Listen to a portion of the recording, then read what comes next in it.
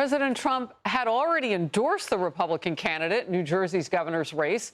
Now the president is all in for Jack Ciattarelli. A source has told Fox News the president will be holding tele-rallies for Ciattarelli, who is running a close race with his Democrat challenger, Mikie Sherrill. It would be a huge upset in a blue state if Jack Ciattarelli were to win, and also a major victory for the Trump White House ahead of the midterm elections. Some of Ciattarelli's momentum could be coming from all the controversies that have plagued Mikie Sherrill's campaign. Most recently, the accusation that Mikie Sherrill took tens of thousands of companies from those who were linked to the opioid crisis as she went after Ciattarelli over his alleged connection to that very same crisis. Here's Jack Ciattarelli. There's a pattern here. We see it with her not being allowed to walk at her graduation ceremonies at the Naval Academy, broke federal law for stock trades and stock reporting, can't explain how it is that she tripled her net worth in only 6 years' time in Congress. This is a very desperate candidate who's ill-prepared and unqualified for the job. And the entire campaign has been based on a stack of lies about me, her disdain for the president, and that she can fly a helicopter, none of which is going to fix New Jersey. Well, that really stands out, that part about not being able to walk on graduation day in Naval Academy. I mean, what gets you into that hot water? Anyway, a new Fox opinion piece is titled "The New Jersey Governor's Race Could Show the GOP How to Win in Midterms."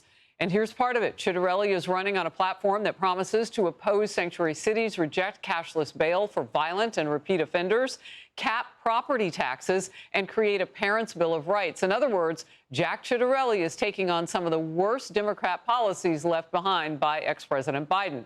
His approach is working with New Jersey voters. Power panel now. Mehek Cooke, Republican strategist. Yemisi Egbewole, former chief of staff to the Biden White House press office. Great to see you both. Yemisi, I'm going to start with you. Look, this race has tightened yesterday on Outnumbered. We had the latest polling show. They're about 4 points apart. That is very tight. Yeah, it's tight, especially given that Harris was able to win that state by over 5 percentage points just a few months ago. Mikie Sherrill really has to lock in a bit more here. She's had a few stumbles in interviews, and I know that there were some awkward moments in the debate overall. Look, now that Trump is jumping into this race, she has a chance to really connect with more of the suburban voters that were not endeared to Trump last year, and to really tie Jack Ciattarelli to him. I mean, one of the things she has to do is lock in on her answers when it comes to her naval record, lock in when it comes to speaking about her own finances. I mean, now is not the time to make these small mistakes. Look, if you can't tell the public where $7 million in stock trades came up, if you can't talk about the actual money in your own bank accounts, that's a problem in a state that's taxed as heavily as New Jersey, that the current mayor said last time, Mehek, that if taxes are your thing, Jerseys aren't your state. Like, it was a mess for him around that issue. Mehek.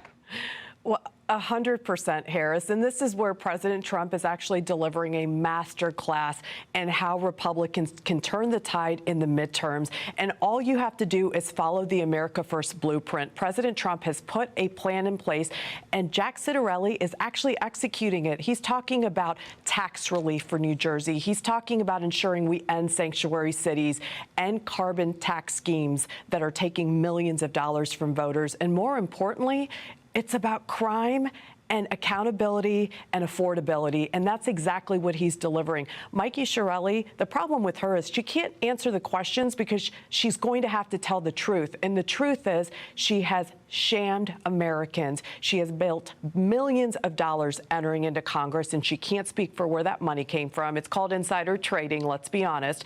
And on top of that, she has continued to lie to the American people. She is not who she says she is, and her resume is falling apart like a house of cards. And again, that RCP average poll that we had yesterday, 4%, that is very close for somebody who had the wind at her back in double digits not that long ago. Just some other new numbers on fundraising in this race. Jack Ciattarelli has received more in-state donations than Mikie Sherrill, has raked in more from out-of-state donors. Yemisi, what does that tell you about the fundraising portion of this?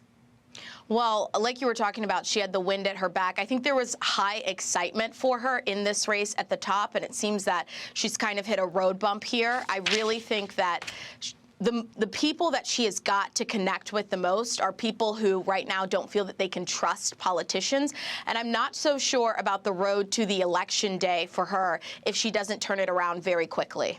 All right. Last word on this from you, Mehek. Look, I think the hypocrisy is stunning, and the American people aren't going to fall for what she's selling. She's already been in office. She showed that she's a failure, and she doesn't know how to even account for her own money. So how is she going to account for affordability for New Jerseyans today? That's the bottom line today, Harris.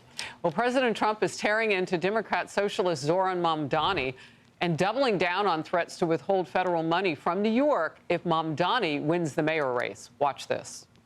If somebody's going to be a communist mayor of New York, it's a fluke if he gets in. He's down and dirty. He's a communist. He hates police. He wants to get rid of all police. I mean, how can a policeman?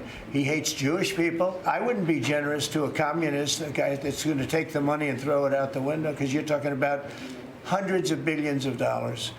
And we're not going to let somebody get into office and squander the taxpayer money from this country. We're not going to let it happen. This follows New York Governor Kathy Hochul's decision to back Mamdani and take on Trump. I'll fight like hell to make sure that doesn't happen. No one should ever root against our country. You should not root against New York City. Everyone in this country should be vested in the success of New York City. I'll certainly be having those conversations and pointing out that this is detrimental to his properties, his business interests, his friends in the city, and a whole way of life that I know that perhaps someday he'll even come back to. Meanwhile, a Fox News review of New York City campaign finance records is raising some questions about Zoran Mamdani's compliance. The report shows his campaign accepted nearly $13,000 in foreign donations. Yemisi, your reaction.